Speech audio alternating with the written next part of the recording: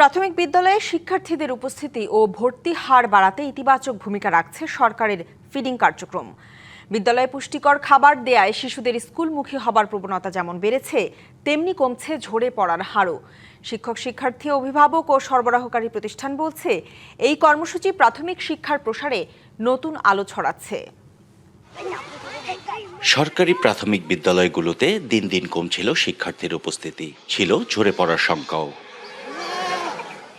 এমন পরিস্থিতিতে শিক্ষার্থীদের বিদ্যালয়মুখী করতে নীলফামারীর জলঢাকা ও কিশোরগঞ্জ উপজেলার 423টি বিদ্যালয়ে পরীক্ষামূলকভাবে চালু করা হয়েছে সরকারি প্রাথমিক বিদ্যালয় ফিডিং কর্মসূচি।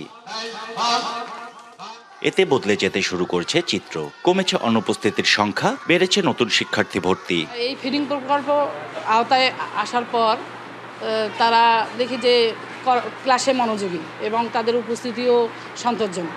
আমাদের প্রাথমিক বিদ্যালয়ে দিন দিন শিক্ষার্থীর সংখ্যা কমে যাচ্ছিল। আমাদের স্কুলে এখন স্টুডেন্ট দিয়ে ভরপুর। সপ্তাহ জুড়ে শিক্ষার্থীদের মাঝে বিতরণ করা হচ্ছে দুধ, ডিম, কলা, বিস্কুট ও বনরুটি। এসব খাবার শিশুদের পুষ্টি চাহিদা পূরণের পাশাপাশি বিদ্যালয়ে নিয়মিত উপস্থিত থাকার আগ্রহ বাড়িয়ে তুলেছে।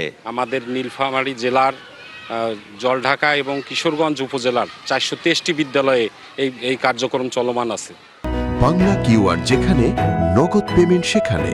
সারা দেশে 10 লাখেরও বেশি মার্চেন্টে নগদে পেমেন্ট করুন খুব সহজে। শুধু শিক্ষার্থীরাই নয়, অভিভাবকরাও কর্মসূচির সুফল দেখতে পাচ্ছেন। বাড়িতে বলে মা আমি ওখানে নাস্তা পেয়েছি, খাচ্ছি, কাল আবার সকালবেলা আসবো। আগে আসতে চাইতো না, এখন কিন্তু প্রতিদিনই নিয়ম মতো আসি।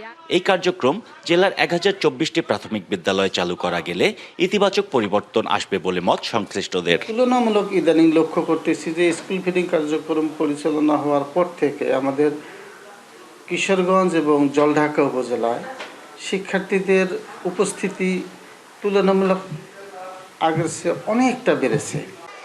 এসব পুষ্টিকর খাবার প্রত্যন্ত অঞ্চলের দরিদ্র ও সুবিধাবঞ্চিত শিশুদের পুষ্টি নিশ্চিত করার পাশাপাশি তাদের মেধা ও মানসিক বিকাশে গুরুত্বপূর্ণ ভূমিকা রাখবে বলে মনে করেন সবাই। ওয়ালি মাহমুদ সুমন, ডিবিসি নিউজ, নীলফামারী।